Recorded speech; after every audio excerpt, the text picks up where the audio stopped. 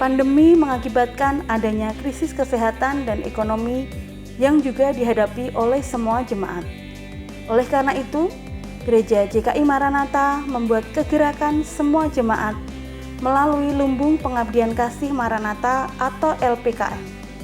Pada bulan Juni ini, LPKM sudah memulai dengan membagi paket sembako murah dan bahkan gratis kepada jemaat-jemaat yang membutuhkan. Banyak kesaksian yang diperoleh yang menguatkan tentang bagaimana pertolongan sekecil apapun bisa menjadi sebuah jawaban doa. Mari terus semangat dan bergerak bersama melalui Lumbung Pengabdian Kasih Maranatha. Untuk penyaluran donasi melalui LPKM bisa mengirimkan ke akun BCA 22209686642 atas nama Yudo Para Irianto atau Bramanto Sefriadi Nugroho.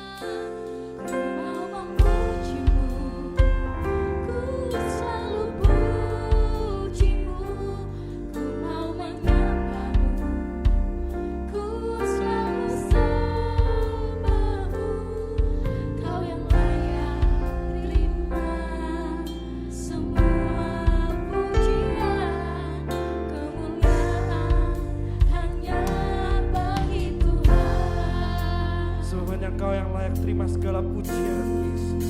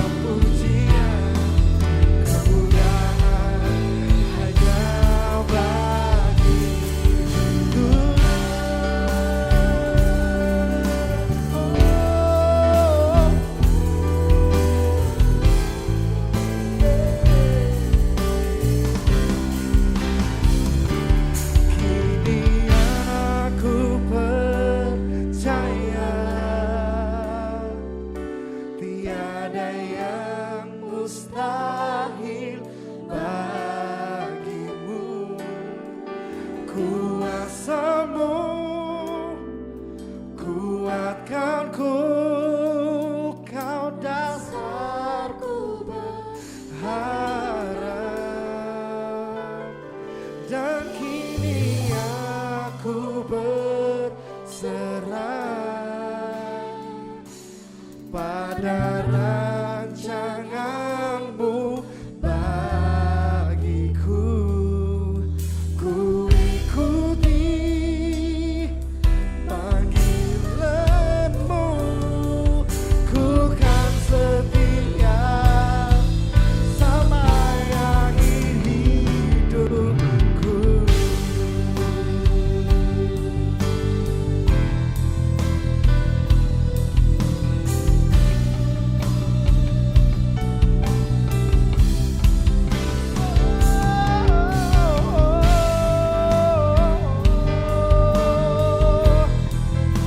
I put my trust in Jesus.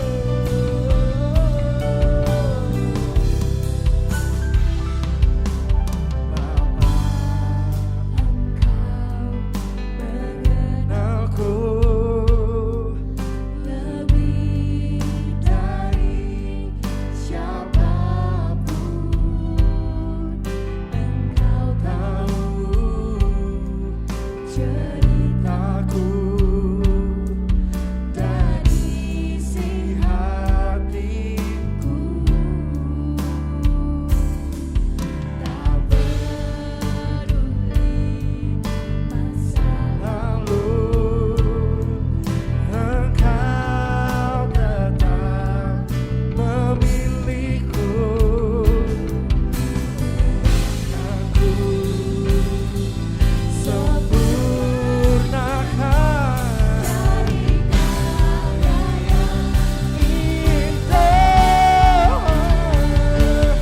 Kini aku percaya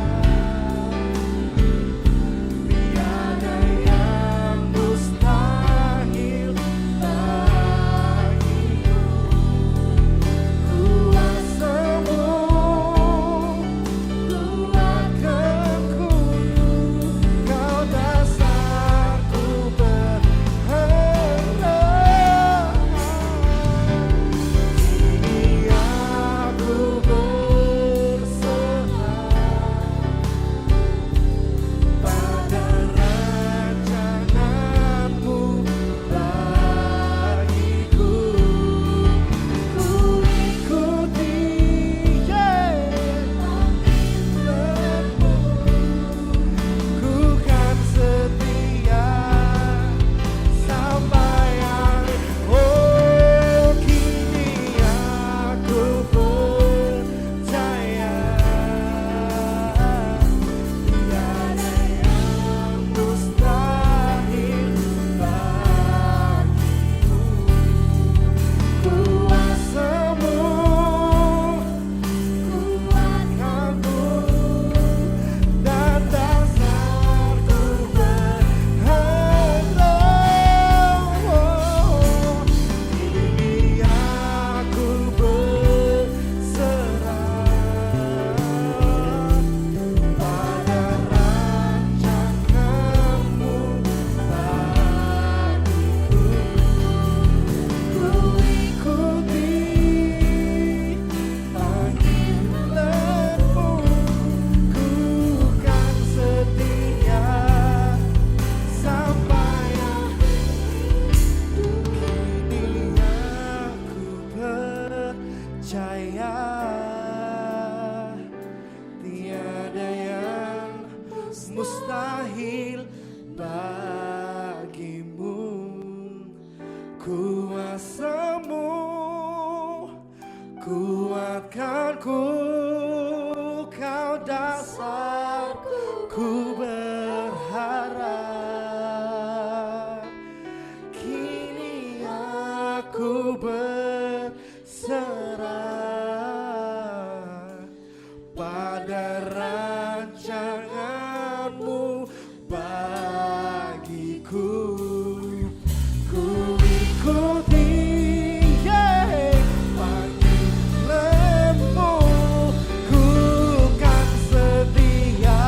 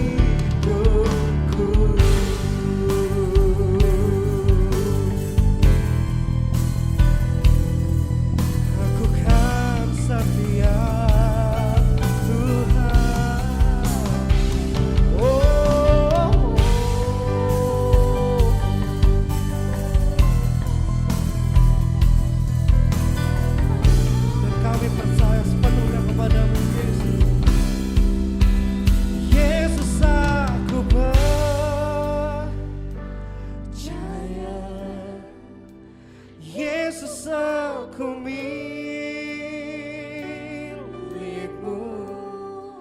ku hidup karenamu dan hanya untuk-Mu.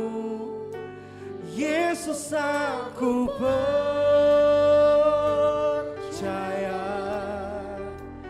Yesus, aku milik-Mu, ku hidup karenamu dan hanya untuk-Mu. Oh Yesus, aku percaya.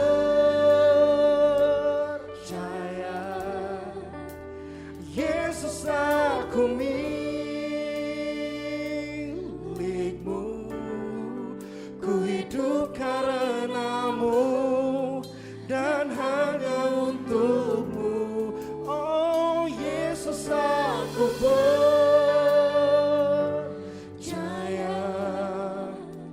Yesus, aku milik-Mu, ku hidup karenamu dan hanya untuk-Mu selamanya.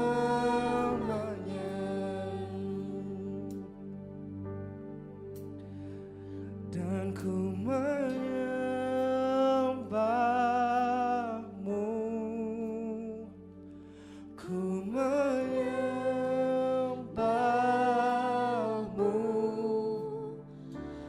ku menyembah-Mu,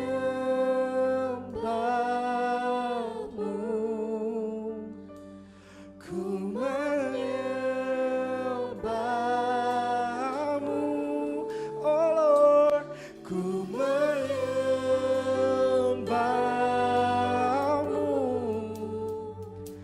ku menyembah-Mu. Setiap kami menyembah-Mu,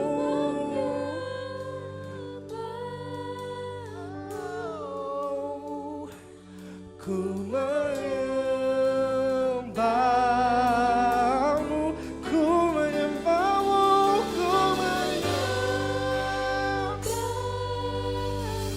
We worship You, oh Lord. Yeah, with all my heart, with all my soul, ku menyembah-Mu, ku menyembah. Come on, church, katakan ku menyembah-Mu, ku menyembah. Jesus, ku menyembah. Come on, church, one more time, sing it, ku menyembah-Mu, ku menyembah-Mu, ku menyembah-Mu. Dan Yesus, aku percaya. Yesus, aku milik-Mu, ku hidup karenamu dan hanya untuk-Mu. Yesus, Yesus, aku percaya.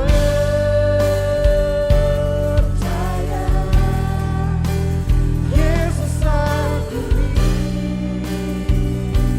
milik-Mu, ku hidup karenamu dan hanya untuk-Mu selamanya.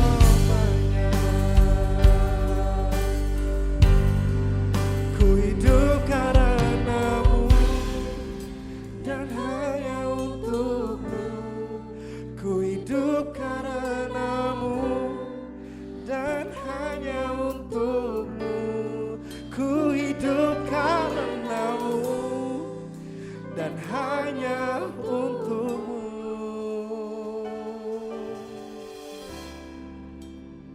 selamanya.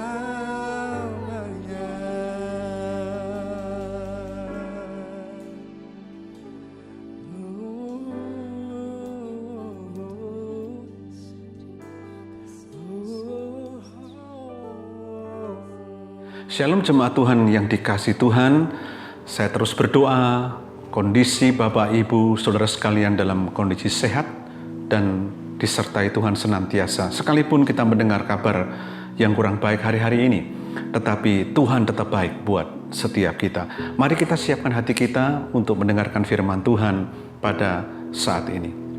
Bapa, kami berdoa di dalam nama Yesus. Kami minta tuntunan-Mu Tuhan untuk firman-Mu diberitakan. Engkau memberikan roh hikmat dan wahyu atas setiap kami.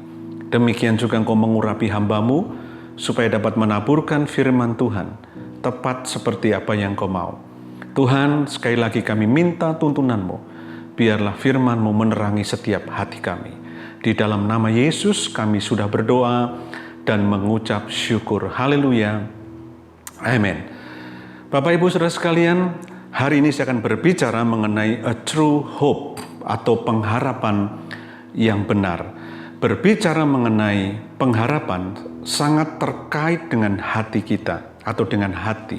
Karena sesuatu hal yang menarik hati kita, di mana hati kita taruh di satu hal itu, saudara, seringkali itu menjadi fokus kita. Dan di mana kita menaruh harapan kepada hal yang menjadi perhatian kita atau yang menarik hati kita, yang hati kita taruh di sana. Contoh, kalau seandainya hati kita ini dikuasai oleh harta, hati kita dikuasai oleh tahta, hati kita dikuasai oleh hal-hal yang lain yang kita anggap itu sesuatu yang penting, yang berharga bagi kita, maka tanpa sadar kita menaruh harapan kepada hal-hal yang kita anggap penting tadi. Nah, itu sebabnya saya berbicara tentang a true hope. Jadi pengharapan yang benar. Jadi kalau kita menaruh pengharapan kepada harta, kepada tahta, kepada sesuatu yang kita anggap penting selain Tuhan, maka pengharapan kita adalah pengharapan yang salah. Nah, hari ini kita akan berbicara mengenai a true hope, pengharapan yang benar. Tanpa Tuhan, kehidupan tidak memiliki tujuan yang benar. Jadi artinya kalau Tuhan itu tidak menjadi fokus kita, Tuhan itu tidak menjadi pribadi yang kita anggap penting dan bahkan terpenting di dalam hidup kita, maka tanpa Tuhan, kehidupan tidak memiliki tujuan yang benar. Kita tidak akan pernah memiliki tujuan yang benar. Di luar Tuhan, kita tidak akan pernah memiliki tujuan yang benar. Dan ingat, tanpa tujuan yang benar, hidup tidak memiliki arti.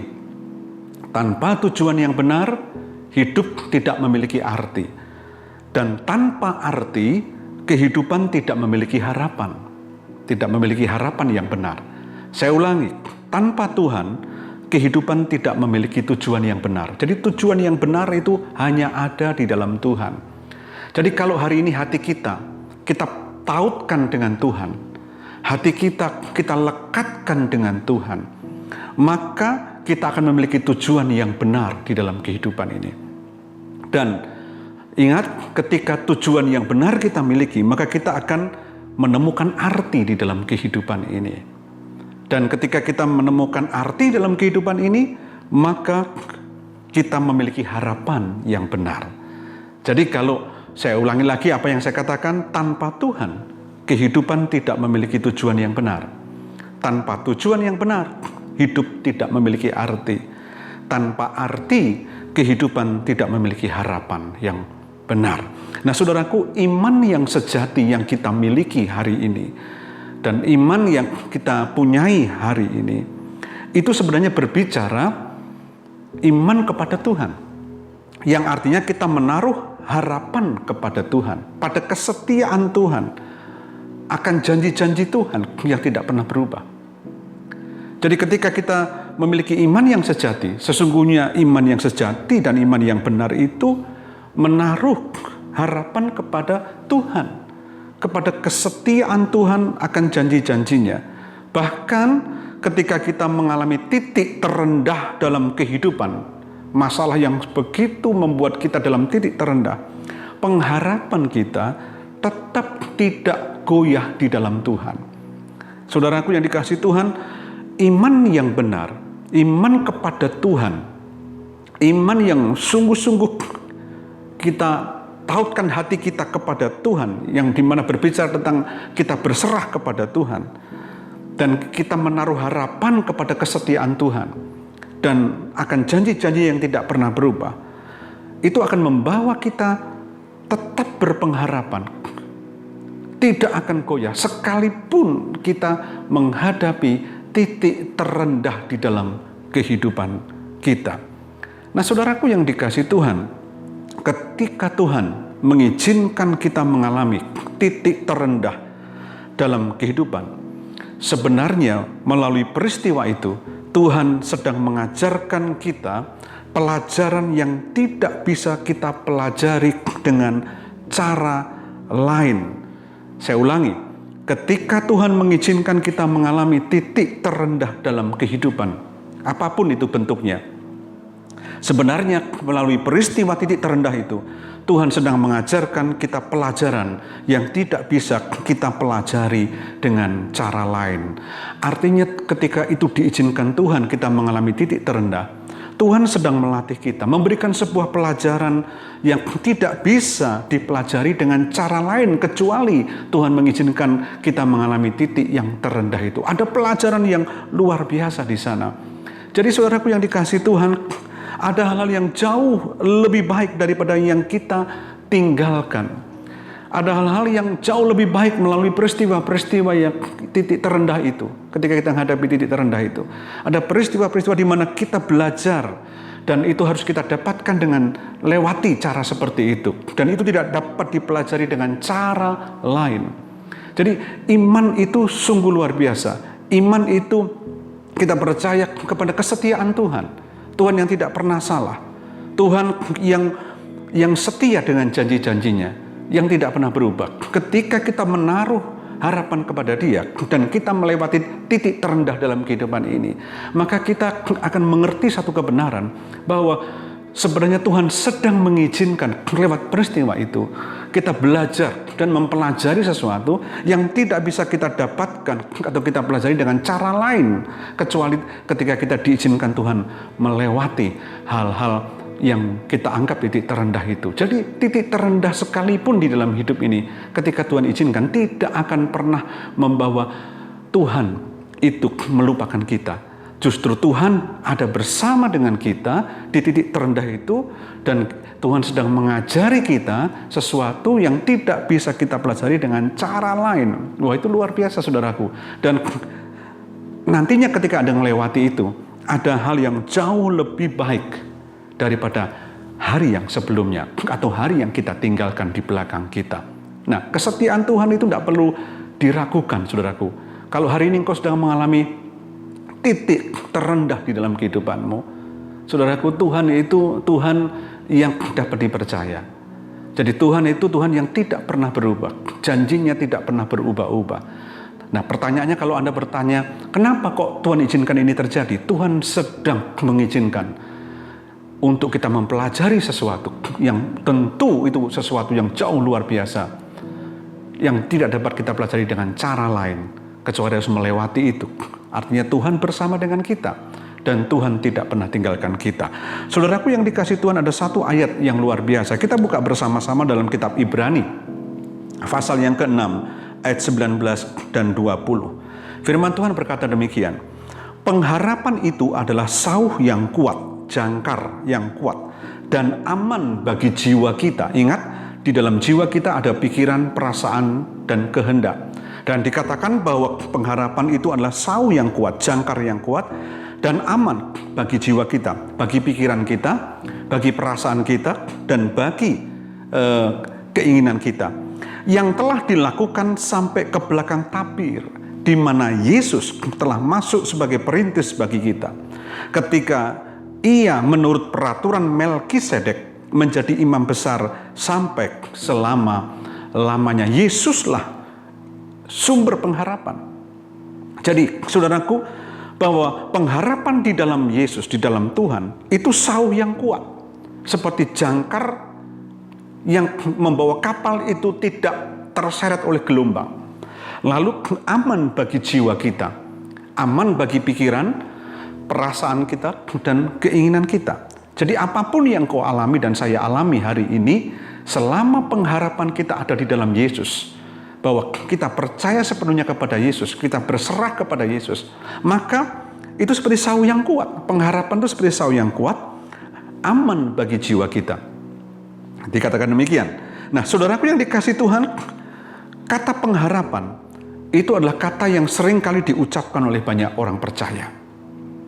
Ya, pengharapan sering diucapkan, namun tidak mudah untuk hidup dengan memiliki pengharapan yang benar di dalam Tuhan.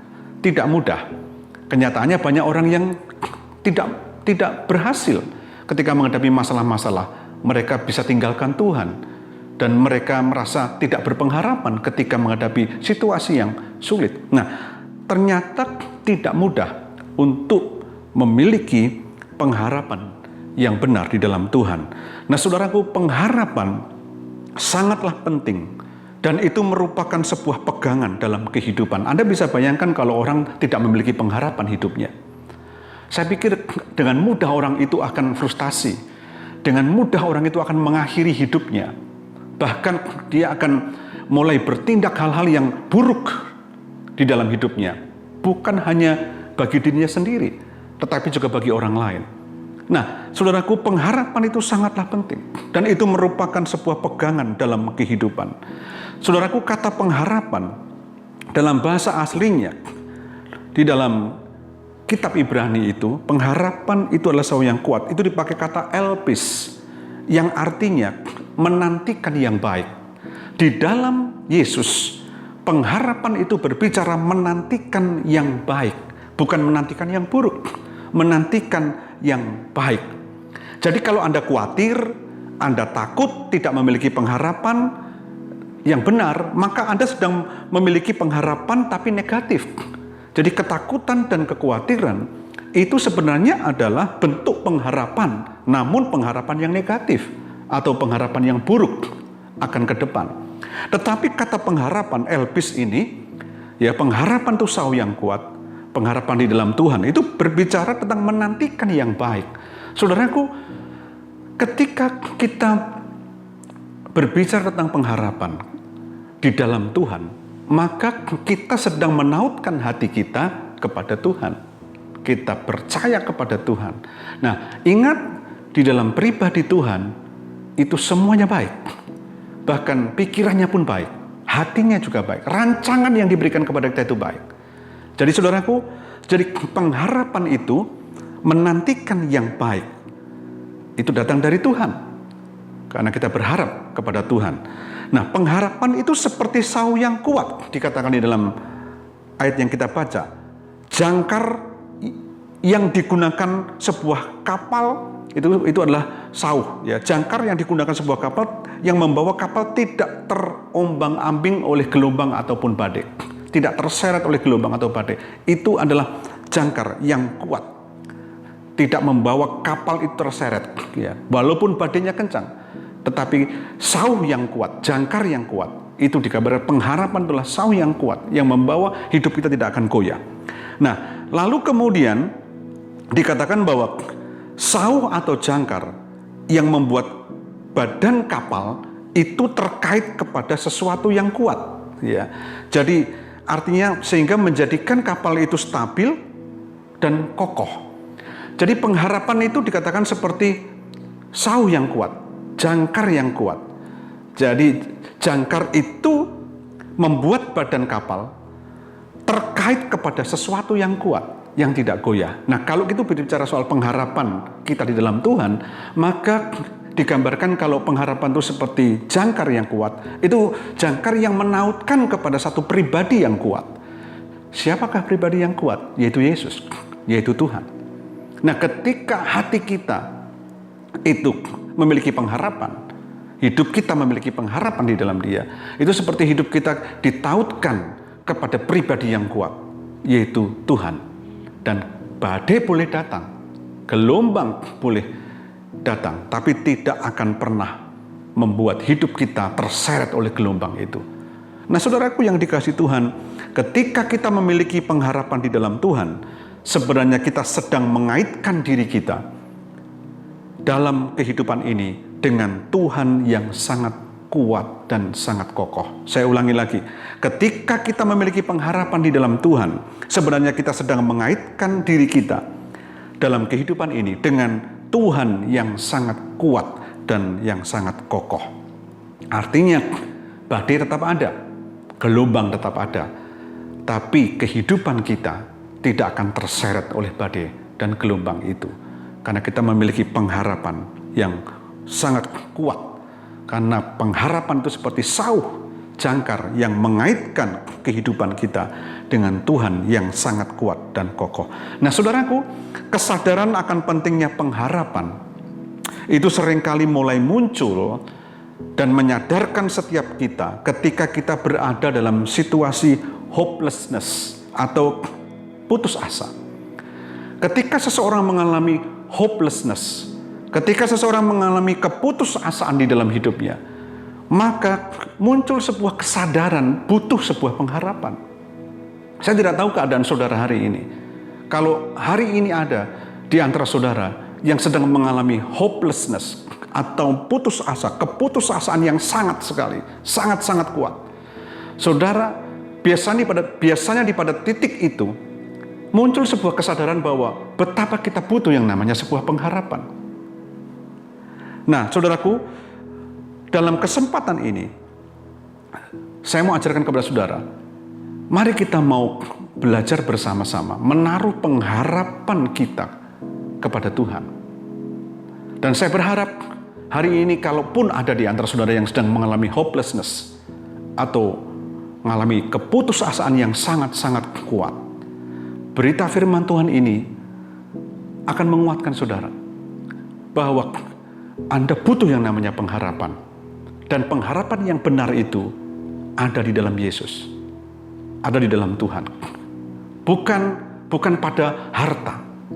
Bukan pada reputasi kita, kedudukan tahta kita, atau yang lain selain Tuhan. Tidak. Semua yang kita anggap mungkin itu menjadi pengharapan, uang tidak pernah bisa menyelamatkan kita. Tidak akan pernah bisa membuat kita menang. Tetapi hari ini, berita hari ini, saya mau sampaikan bahwa pengharapan yang benar itu hanya ada di dalam Yesus. Ada di dalam Tuhan. Nah, saudaraku yang dikasihi oleh Tuhan, pertanyaan yang simpel yang saya mau sampaikan buat Anda adalah, di manakah Anda meletakkan pengharapan Anda hari ini? Kita tahu hari-hari ini kita mendengar kabar yang begitu menakutkan. Kita mendengar banyak hal, peristiwa yang membuat goncang jiwa kita. Secara manusiawi, kita mengalami kegoncangan dan ketakutan, kekhawatiran, tentu itu manusia. Sangat manusiawi sekali. Tetapi, hal yang lebih jauh lagi, saya mau bertanya, di manakah Anda meletakkan pengharapan Anda ketika semua itu datang? Ketika semua yang menakutkan, yang membuat kita khawatir itu datang. Di manakah Anda meletakkan pengharapan Anda? Di harta benda? Di jabatan?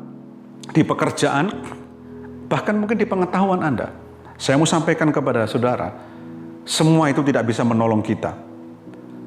Tidak akan pernah bisa. Semua itu, yaitu harta benda, jabatan, pekerjaan, pengetahuan, semua itu bukan dasar yang kuat.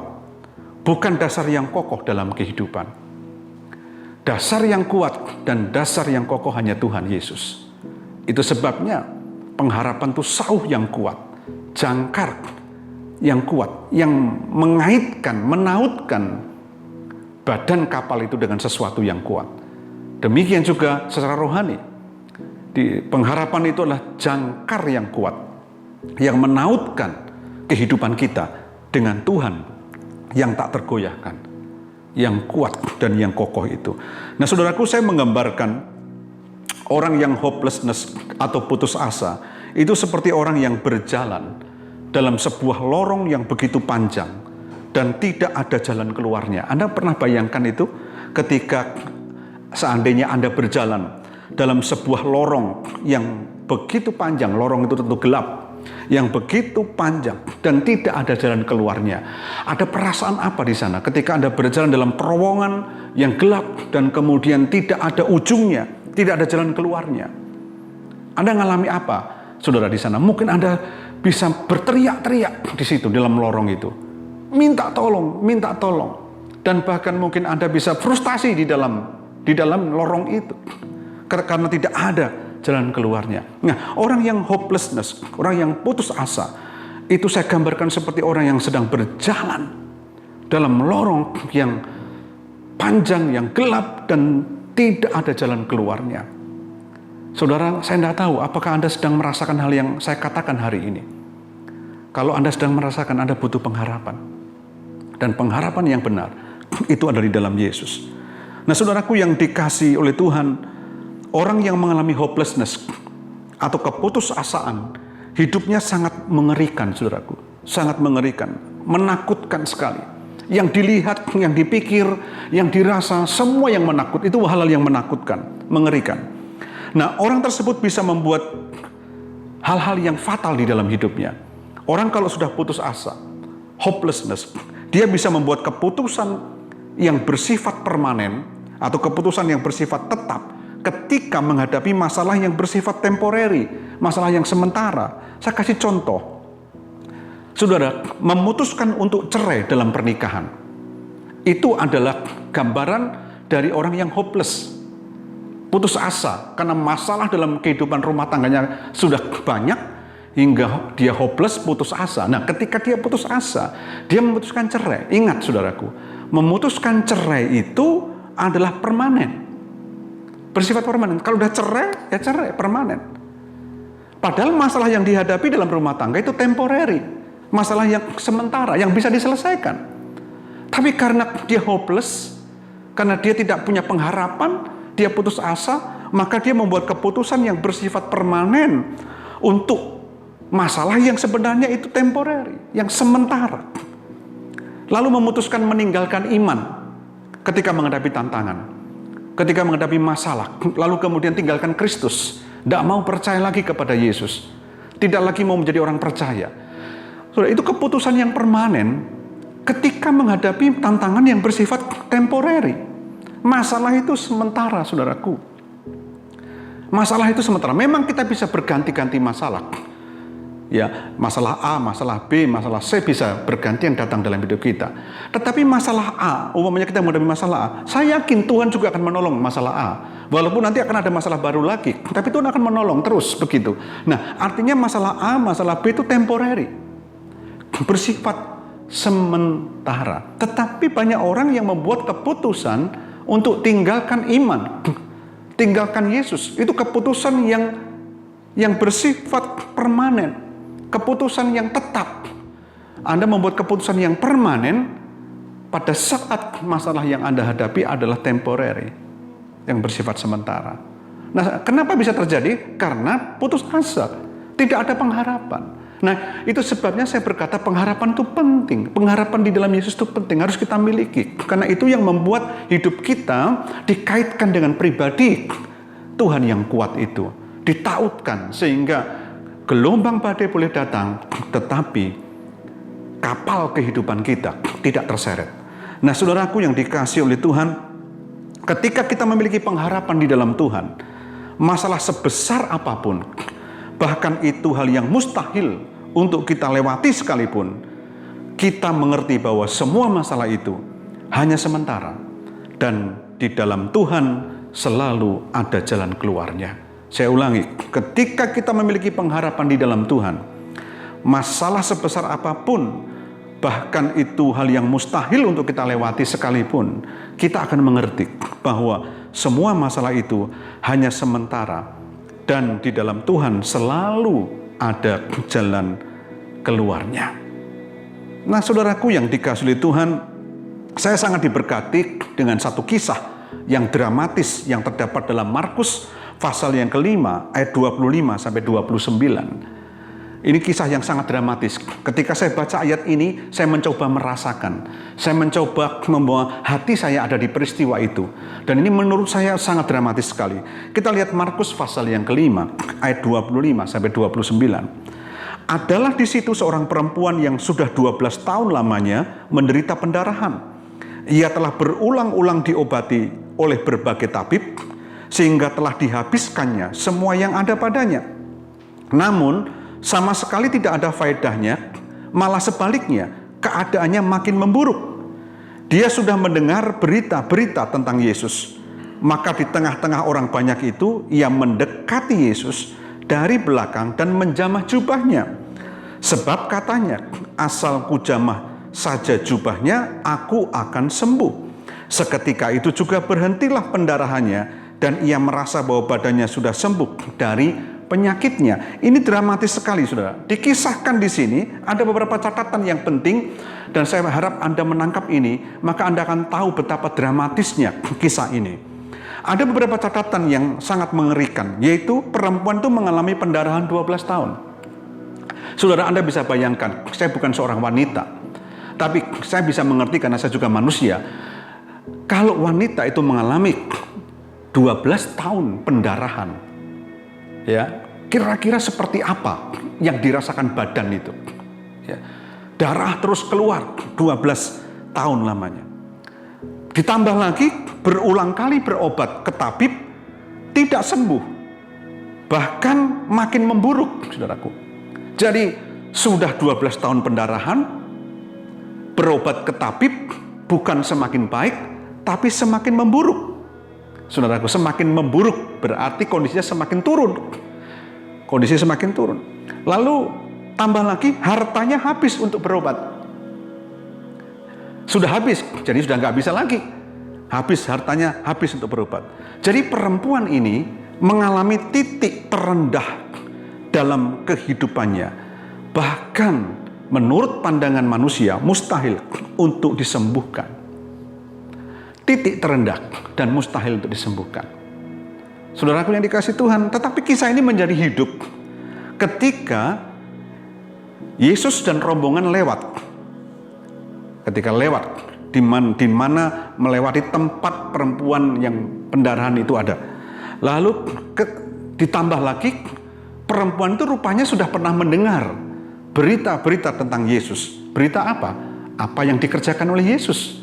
Tentu banyak mujizat, banyak hal-hal yang luar biasa yang Yesus lakukan pada waktu itu. Nah, ketika ia sudah mendengar berita-berita itu dan Yesus lewat, maka apa yang dilakukan oleh wanita ini? Wanita ini berusaha mendekati Yesus.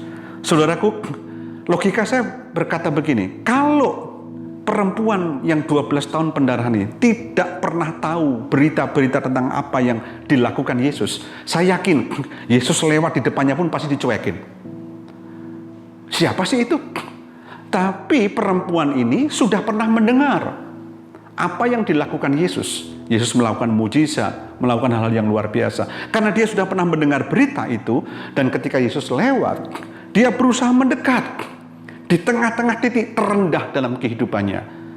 12 tahun pendarahan, ya, berobat ke tabib tidak sembuh tapi makin memburuk, hartanya habis. Saudaraku, ketika dia dengar Yesus lewat, dan dia sebelumnya telah mendengar juga bahwa Yesus pernah melakukan mujizat-mujizat, maka dia mendekati Yesus dan dia berkata, asal kujamah jubahnya saja aku sembuh. Saudara, karena pernah mendengar tentang Yesus, wanita ini pengharapannya muncul. Dengarkan ini, pengharapannya timbul. Di tengah-tengah 12 tahun pendarahan, berobat ke tabib bukan semakin baik tapi semakin memburuk, hartanya habis, mengalami titik terendah dalam kehidupannya. Di saat dia mengalami titik terendah, dia mendengar Yesus lewat, dan dia pernah dengar sebelumnya Yesus pernah melakukan banyak hal. Lalu pengharapannya muncul, timbul, saudaraku. Nah, di sini kita belajar iman atau percaya adalah bahan baku dari pengharapan. Jadi ketika wanita ini, perempuan yang 12 tahun pendarahan ini muncul iman, asal kujamah jubahnya saja, aku akan sembuh. Ketika dia berkata itu, dia berkata dengan iman. Sebelumnya dia pernah mendengar apa yang dilakukan Yesus. Nah, saudaraku, muncul pengharapan. Jadi ketika imannya itu muncul kepada Yesus, maka pengharapannya juga muncul. Iman adalah bahan baku dari pengharapan. Dan pengharapan yang muncul karena iman bukan pengharapan biasa, tetapi pengharapan yang sangat kuat. Sampai dia berkata di kerumunan banyak orang itu, asal kujamah jubahnya saja, aku sembuh. Walaupun dia mencoba dengan kondisi tubuh yang lemah dan kemudian mencoba menerobos dalam rombongan banyak orang itu, mungkin tidak pernah bisa mendekat dengan Yesus dengan dekat sekali, asal ku jamah jubahnya saja. Saudaraku, di tengah tantangan seperti itu, imannya tidak rapuh, pengharapannya tidak runtuh, saudaraku. Jadi iman adalah bahan baku dari pengharapan. Pengharapan yang muncul karena iman, bukan pengharapan yang biasa, tetapi pengharapan yang sangat kuat. Hari ini saya mau berkata kepada saudara, mungkin Anda mengalami mirip-mirip seperti perempuan yang 12 tahun pendarahan ini. Artinya yang mengalami titik terendah. Kalau saya boleh ngomong sekali lagi, perempuan ini 12 tahun mengalami pendarahan. Dan dia berobat ke tabib, tidak semakin baik, tapi semakin memburuk dan hartanya habis. Ketika dia mendengar Yesus, imannya muncul. Iman itu adalah bahan baku dari pengharapan. Bersamaan ketika imannya muncul pengharapan. Dan kemudian pengharapan yang muncul karena iman, bukan pengharapan biasa, tetapi pengharapan yang sangat kuat. Ibrani 10 ayat 23. Marilah kita teguh berpegang pada pengakuan tentang pengharapan kita, sebab Ia yang menjanjikannya setia. Lalu kemudian Roma 15 ayat 13 berkata, semoga Allah sumber pengharapan memenuhi kamu dengan segala sukacita dan damai sejahtera dalam iman kamu, supaya oleh kekuatan Roh Kudus kamu berlimpah-limpah dalam pengharapan. Saudaraku, orang yang berada di dalam Kristus itu berlimpah-limpah dalam pengharapan. Sekali lagi, orang yang berada di dalam Kristus adalah orang yang berlimpah-limpah dalam pengharapan. Saya akan menutup sharing saya dengan sebuah cerita, saudaraku. Satu kali ada seorang ayah memiliki 4 anak. Dan dia menyuruh 4 anaknya pergi ke hutan untuk melihat pohon pir di waktu yang berbeda, di musim yang berbeda. Anak yang pertama mendapat giliran yang pertama untuk melihat pohon pir di musim dingin. Lalu ketika anak yang pertama ini melihat pohon pir di musim dingin, dia kembali kepada ayahnya dan dia berkata, ayah, pohon pir itu jelek dan batangnya bengkok. Ya, karena di musim dingin tidak ada sesuatu yang bagus. Ya. Lalu giliran anak yang kedua mendapat tugas yang sama untuk melihat pohon pir, tetapi di musim semi, saudaraku. Nah, anak kedua ini setelah melihat pohon pir di musim semi, dia kembali ke ayahnya dan dia berkata kepada ayahnya demikian, bahwa ayah, pohon pir itu ada kuncup-kuncup hijau yang mulai kelihatan. Kemudian giliran anak yang ketiga disuruh melihat pohon pir yang sama di musim panas.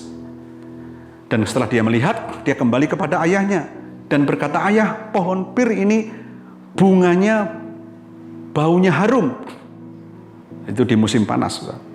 Lalu anak yang keempat melihat pohon pir yang sama, diperintahkan untuk melihat pohon pir yang sama di musim gugur. Lalu dia kembali kepada ayahnya dan berkata kepada ayahnya, ayah, pohon pir buahnya matang dan ranum sekali. Lalu kemudian kita melihat tanggapannya berbeda-beda tentang pohon pir yang sama. Lalu apa tanggapan ayahnya terhadap 4 anaknya itu? Ayahnya berkata demikian, semua itu benar. Dan ayahnya berpesan, mulai sekarang jangan pernah menilai kehidupan hanya berdasarkan satu masa sulit saja atau satu musim saja. Sabar ketika musim dingin datang. Sabar ketika musim semi datang. Sabar ketika musim panas datang. Dan terus sabar ketika musim gugur juga datang. Artinya dia berkata, ketika kita sabar di musim dingin, maka tidak akan kehilangan musim semi dan musim panas yang menjanjikan harapan dan menuai hasil di musim gugur. Jadi saudaraku, ini kisah yang sangat bagus. Ada banyak musim kehidupan yang bisa terjadi dalam hidup kita, tapi kita harus sabar. Di dalam kesabaran itulah bagaimana kita bisa sabar dan kuat tetap sabar kalau kita memiliki sebuah pengharapan. Ya. Memiliki pengharapan. Ini hanya bagian perjalanan kehidupan kita. Setiap musim yang harus kita lewati. Kalau kita sabar dan mampu melewati setiap musim, maka kita akan bisa menuai hasil di ujungnya. Nah, tapi saya juga mau berkata, ini hanya bisa terjadi kepada orang-orang yang memiliki pengharapan di dalam Kristus. Karena Kristuslah berada di setiap musim. Dia yang berdaulat di atas setiap musim kehidupan kita. Saudaraku yang dikasihi Tuhan, saya tutup dengan kata lain, saya mau berkata, selalu ada pengharapan di dalam Tuhan. Jangan padamkan pengharapan kita di dalam Yesus Kristus. Saya ulangi, selalu ada pengharapan di dalam Tuhan. Jangan padamkan pengharapan kita di dalam Yesus Kristus. Saya berdoa, apa yang saya bagikan ini akan memberkati kita sekalian. Mari kita tunduk kepala bersama-sama dan kita berdoa. Tuhan, kami bersyukur untuk firman Tuhan yang hamba-Mu sudah sampaikan. Kami berdoa untuk setiap umat-Mu yang mendengar berita ini. Biarlah mereka dikuatkan, diteguhkan. Kalaupun ada yang mengalami titik terendah dalam kehidupan mereka, bahkan mereka sudah mengalami hopelessness, keputusasaan. Tuhan, hamba-Mu berdoa ketika berita ini disampaikan, biarlah iman mereka tumbuh kembali. Iman itu adalah dasar yang kuat untuk sebuah pengharapan. Kami berdoa di dalam nama Yesus, biarkan setiap umat-Mu berlimpah-limpah dalam pengharapan di dalam Kristus. Mereka tidak kehilangan pengharapan, tapi mereka berlimpah dalam pengharapan. Kami bersyukur Tuhan, kami juga bersyukur untuk setiap musim dalam kehidupan yang kami hadapi. Kami tidak akan menyimpulkan kehidupan hanya dari satu musim. Kami tahu Tuhan, ketika kami sabar di musim demi musim, maka kami di ujungnya akan menuai hasil. Dan kami berdoa Tuhan, biarkan kami memiliki pengharapan di dalam Engkau semakin kuat, supaya kami kuat dan kami bisa melewati musim demi musim dalam kehidupan ini. Terima kasih Tuhan, berkati setiap umat-Mu. Hamba-Mu juga berdoa untuk setiap orang-orang yang baru pertama kali mendengar berita firman ini. Tuhan, dan mereka belum pernah menerima Yesus sebagai Tuhan dan Juru Selamat. Tuhan, bawa mereka hari ini untuk sungguh-sungguh hatinya terbuka dan menerima Engkau. Saudaraku, bagi Bapak Ibu yang baru pertama mendengar berita ini, dan engkau belum pernah menerima Yesus sebagai Tuhan dan Juru Selamat secara pribadi, dan engkau mau menerima Yesus sebagai Tuhan dan Juru Selamat pribadimu, mari engkau angkat tangan kanan, tangan kiri tumpangkan di dadamu. Tirukan saya berdoa. Tuhan Yesus, aku datang kepadamu. Ampuni segala pelanggaran dan dosaku. Sucikan hidupku dengan darah-Mu.